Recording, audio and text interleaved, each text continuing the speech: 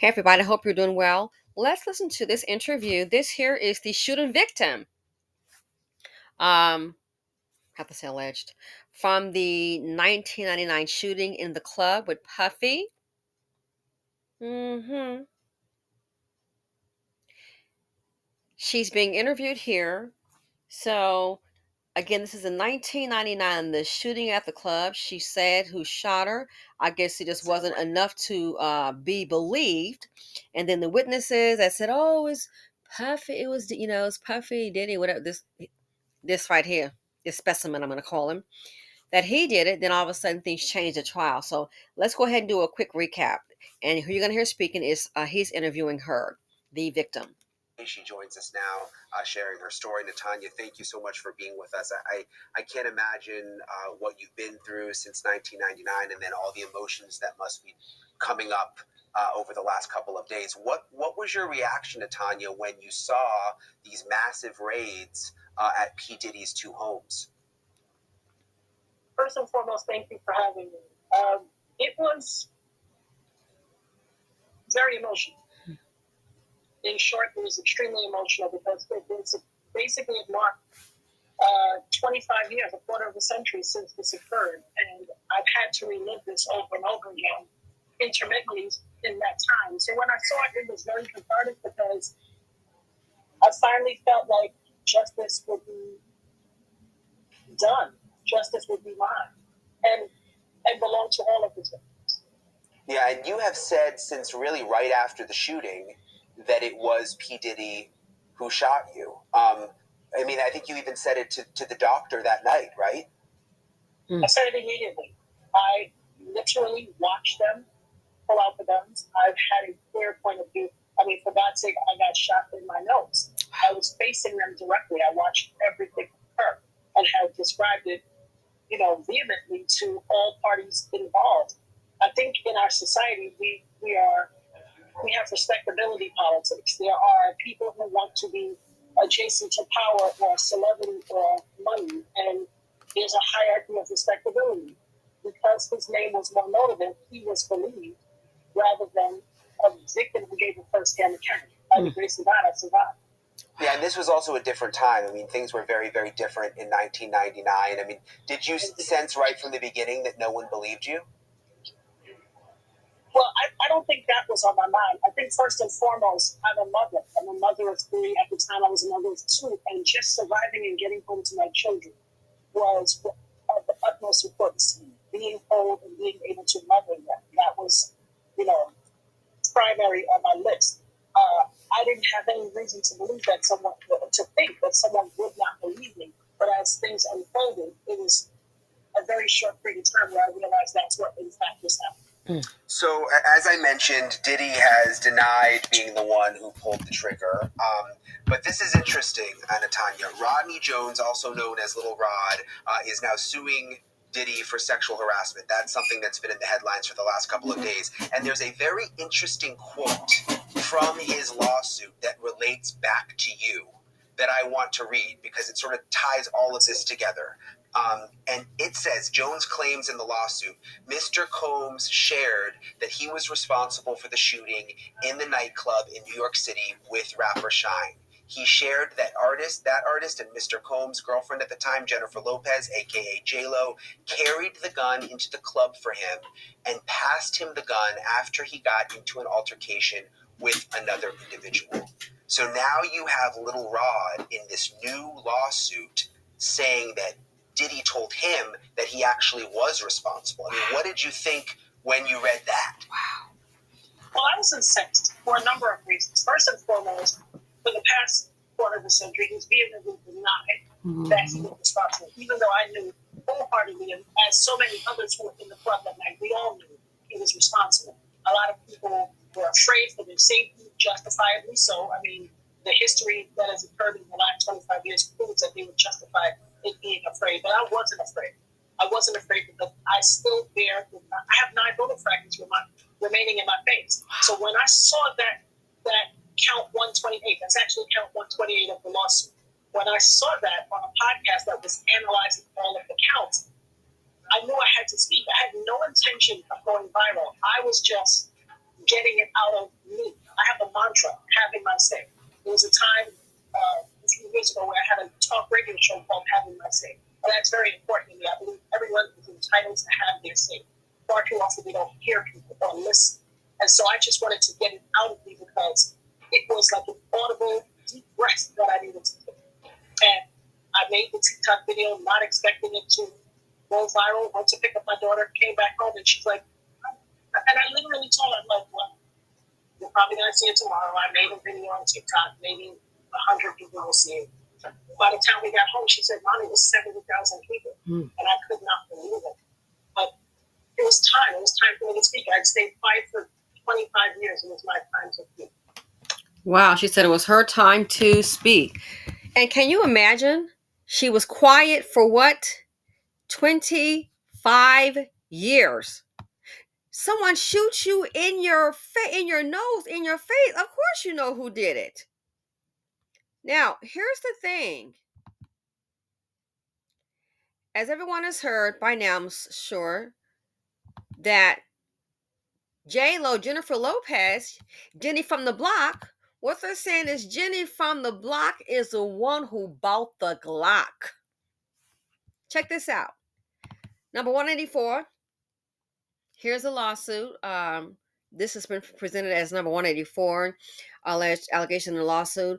Upon information and belief, this RICO enterprise, RICO, has existed for at least 20 years, dating back to the 1999 nightclub shooting in NYC, when Mr. Combs required his then girlfriend, Jenniffer Lopez, to transport his illegal firearm into the NYC nightclub.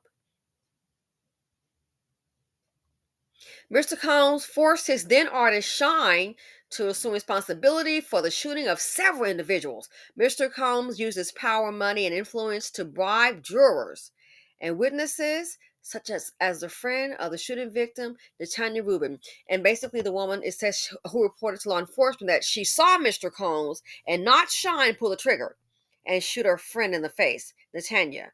Natania Reuben later testified at Mr. Combs' criminal trial that she was tying her shoe and may not have seen who shot the girl by. So if this is the case, if Jenniffer Lopez was the one who brought in the illegal gun, then guess what? She should be named. Not an attorney. If you are put in the chat to have any legal knowledge, I think we may have one, Diana Princess. Girl, it is what it is. This lady should sue. Both of them.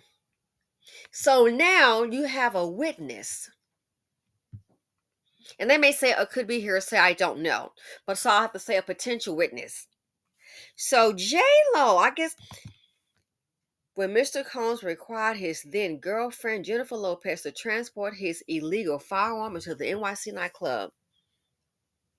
And it's very hard to be able to carry a gun in New York City. You have to know someone. I think guns are illegal in New York City.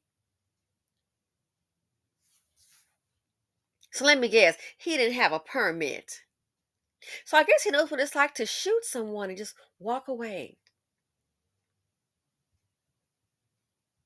J-Lo, then she should, if what this man says is true, then she should also face charges as well as an accessory. If she did bring the gun in.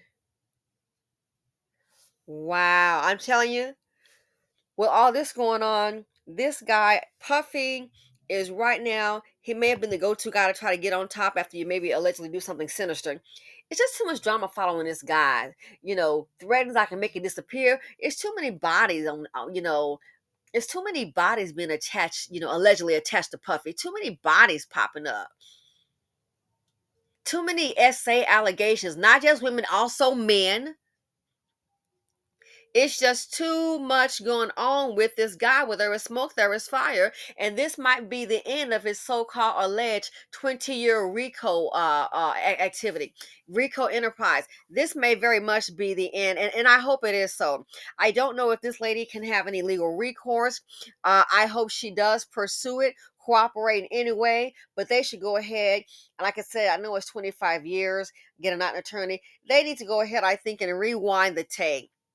This right here, this is just unbelievable. So what you're going to basically find is anyone, maybe back in the day, he was the guy to go to get your start. He can help you if you do what he wants to do, comply. And I think it's all about a power trip. And I think they say money brings out who you are. Based on all these allegations, if this is who he is, and I'm not going to deny that it's not true, I choose to believe it. That's my opinion. You have a sick, sinister individual. All these folks trying to say, oh, well, the feds are him because he's a black man. Let me tell you something. They're after him because he probably did something. They got something. They don't go just on hearsay. They just don't go on hearsay. So all these people on the defend because trying to bring a black man down. Sometimes, believe it or not, black men, even with money, they do some dumb, evil crap to bring themselves down. And that might be the case here. Byron Allen, he's a billionaire. I haven't heard about him anything sinister. Not to say it's not possible. He may be, married to a non-black woman, has children. He's a billionaire as well. I haven't heard anything sinister about him. And because I haven't heard it doesn't mean that it's true. But see, sometimes people show you who they are. Robert Wilson, I hope I got his last name. It's been a fuzzy Friday for me. Billionaire. I haven't heard about him in this sinister. Now he may have picked up a wife from the Hotel of Hope. I'm sorry, from the Playboy Mansion. From the Playboy Mansion. I haven't heard anything sinister about him like this. Now, we've heard about maybe some financial moves, offshore accounts. Not going to discuss that because I already did last year. We've heard about that, and giving somebody up who put him on. Heard about that, allegedly. But this right here, with this guy, it's just too many bodies dropping. It's too many SA allegations, guns, drugs, wild parties. It's just too much negative energy that's been associated with this guy, with Diddy. Where there is smoke, there is fire. So this right here, I really do believe these allegations. Again, that's my choice to believe them. I want them to also hopefully investigate to Kim Porter her death. I find it so very odd and very interesting, to say the least, that a person who decides to, oh gee, I don't know, write a book. And think about it. Kim Porter was with him for years, the mother of his children. Can you imagine what she knows? People want to label Jaguar Writer, oh, she's crazy. Don't listen to her, and she's crazy. No, I think she might be accurate. She's been saying it. Been saying it. So stop and think. Kim Porter been with him for a long time. To me, she's a cleanup girl because despite him having money, he is still fugly. He's funny looking, puffed up lip. He's still fugly to me. So she's the girl that cleans him up, gives him class. Because to me, he just a street Negro with a lot of money. That's how I see him. A street hood with a lot of money. And from these allegations, it appears to me he's up to no good. Trying to be Epstein number 2, huh? You saw what happened to him, homie. So this right here, if J-Lo brought that illegal gun in for Puff, and this is a result of this lady being shot among others, let me tell you, she should also face charges as well, if that is at all possible. This is ridiculous. And I thought about that. I said, you know what? This might be the reason why, because I remember people saying before any of this drop, they were saying, J-Lo knows about Puff and she needs to start talking. And I thought about it. No, why would she? Because that was long ago. She got her leg up. She got I'm assuming what she came for, my opinion. She probably figured one thing. Okay, I got my album, my leg up, what have you, and probably realizing, I'm not about this hood life, and decide to go night, and next thing you know, she was Hispanic/white. I haven't seen her, just me, that a black man since Diddy. So it makes me wonder, all these allegations, did he do it? I've heard before someone saying, Jenniffer Lopez needs to speak up. So I want to know, is it possible that maybe she did do this and realize, did she bring the gun in? Is it true? Again, the rapper on, he's saying that that's what Puff told him. And people do that, try to gloat, you know what I'm saying? They want to go ahead and get something going. You know what I mean? So I just want to know, if that is the case, guess what? If that is the case, then guess what, J-Lo, there's got to be some accountability. So I thought about it. Maybe that's why she was like, oh no, maybe she does know about this, and it makes sense to go ahead and just remove yourself from it. Next thing you know, she back with Latino. She's back with white. I haven't seen her date another Negro in sight. Anyway, let me know what you all think. Feel free to comment, like, subscribe, and share. I cannot imagine this woman's pain. Knowing someone shot you. Oh my God. Knowing someone shot you. She said 9 fragments in her face. She was shot in the nose. Knowing that someone has shot you and they get to live their most best, glorious, luxurious life that you could only dream of, and you are left there unbelief, and you are the true victim. But I'm not surprised. I am not surprised at all. I hope she can pursue legal action and get with it. This right here, there's so much reports, and I cannot confirm or deny, but they're even saying that Cassie even had tapes. It wouldn't surprise me, but that's okay. We're gonna get to the bottom of it. The feds will get to the bottom of it. This here with Jenniffer Lopez, well, I'm telling you, this guy right here with them puffy lips, puff puff, did you do it? Let me tell you something. What's gonna happen right now? Of course, people, I don't know his whereabouts. Last I heard he was out of the country. And then they said his jet pops up someplace. But basically, I think this guy's gonna be like a disease. I do. Gonna be like a disease. I want to know, Mace, can you tell us something? Mace, where you at? Where's Mace? Then he said he was making an allegation, I think I saw on YouTube, about him owing him some money. Yeah. Mace, I haven't seen a video about him coming out, but heck, I've been busy trading and other things in business, phone calls and all that. But yeah, this right here, wow. I think basically you are looking at a walking cancer, a walking disease. Mm-hmm. Anybody whose life that he's touched, man, this guy right here, the empire, I believe, is going to crumble down. I believe it's going to crumble down. You can go ahead and join Aura and Weinstein and maybe Epstein. But like I said, the feds have, from my understanding, a 97% conviction rate. Might want to check it out. What's in the boxes? What is in the boxes? So this here, I wish this lady well. I really do. Honey, if you can, if it's not too late, go ahead and file the lawsuit.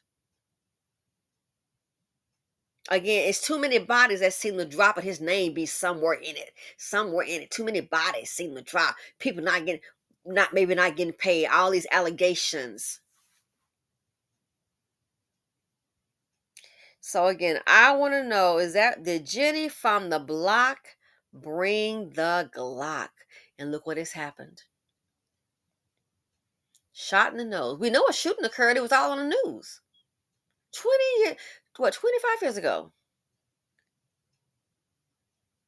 Yeah, the umpire, I think the Diddy, what this man say? The Rico Enterprise. I'm gonna call it the Diddy Rico Enterprise. That's how I feel about it. I think it's about to crumble down. But guess what?